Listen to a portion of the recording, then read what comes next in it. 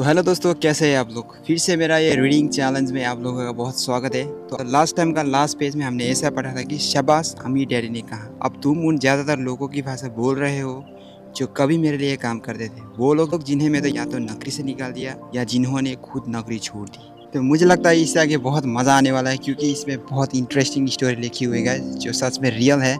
तो चलिए शुरू करते हैं। इस बारे में आपको क्या कहना है, मैंने पूछा, और मुझे ये लग रहा था कि कम उम्र के बावजूद मैं बहादुरी से बात कर रहा था। मैंने आपके लिए काम किया और आपने अपना वादा पूरा नहीं किया। कौन कहता कि मैंने तुम्हें कुछ नहीं सिखाया। अम्मी डैडी ने शांति से कहा। मैंने 3 हफ्ते तक काम किया और इस बीच आपने सिखाने तो दूर की बात मुझसे कभी बात तक नहीं की। मैंने व्यंग्य भरे आवाज में कहा। क्या सिखाने का मतलब केवल भाषण या बातचीत होती है?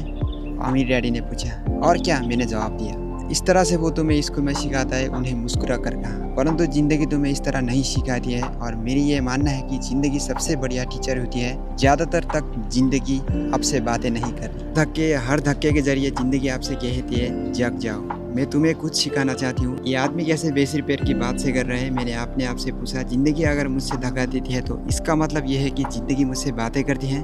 अब मैं जान चुका था कि मुझे ये काम तत्काल छोड़ देना चाहिए। मैं किसी ऐसे आदमी से बात कर रहा था जो पागल था और जिसे ताले में बंद रखने की जरूरत थी।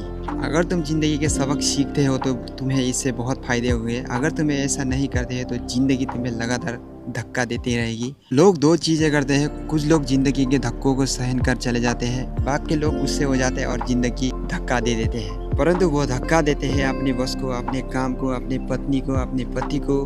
वो ये नहीं जानते हैं कि जिंदगी उनको धक्का दे रही है। मैं नहीं जानता था कि वो किस बारे में बात कर रहे थे। जिंदगी हम सबको धक्के मारती है। कुछ लोग हार मान लेते हैं, बाकी लोग लड़ते हैं। कुछ लोग सबक सीखते हैं और कुछ लोग बढ़ जाते हैं। वो जिंदगी के धक्के का स्वागत करते हैं। इन गिने चुने लोगों के लिए इसका ये मतलब होता है कि उन्हें कुछ नया सीखना चाहिए। वो सीखते हैं और आगे बढ़ जाते हैं। ज़्यादातर लोग छोड़ देते हैं, कुछ लोग तुम्हारी तरह लड़ते भी हैं। अमीर डैडी खड़े हो गए और उन्होंने टूटी फूटी खिड़की को बंद कर दिया। अगर तुम ये सबक सीख लेते हैं तो तुम एक समझदार, अमीर और खुशी युवक बन सकते हो। अगर तुम ये नहीं सीखते हो तो तुम जिंदगी भर अपनी समस्याओं के लिए अपनी नौकरी, कम तनख्वाह या अपने बॉस को कोसते रहोगे। तुम हमेशा ऐसे मौके की उम्मीद करते रहोगे जो आए और तुम्हारी आर्थिक समस्याओं की सुलझा दे।